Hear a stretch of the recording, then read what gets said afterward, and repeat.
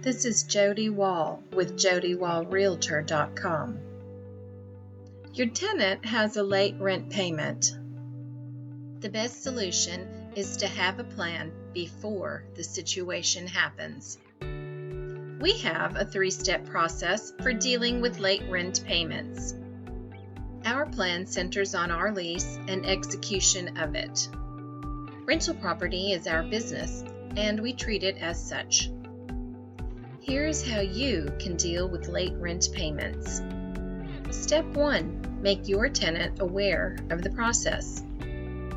Our lease is very specific on when and where rent is due. It spells out when and the amounts of late charges. The first late charge of $100 is assessed 4 days after the rent is due. An additional $25 is assessed each day at 11:59 p.m. That gives the tenant all day to get the payment to us. We go over our process when the lease is signed. Step 2. Send a notification of late charges.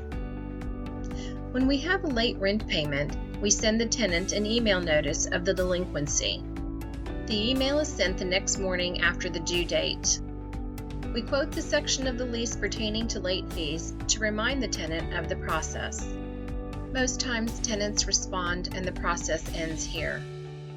If they get the rent to us before the 4th day of delinquency, they are not assessed a late fee. Step 3. Send 3-day notice to vacate. If after 4 days we still have a late rent payment, we report the late rent payment to the credit bureau. We also send the tenant a 3-day notice to vacate.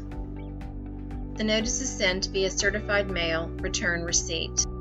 The letter states their obligation and amounts due for rent and late fees. At this point, the tenant knows we are serious and the rent payment is made. It is a very rare circumstance that the process escalates. If we have to move past this point, we already have the eviction process in motion. Treat your rental property as a business.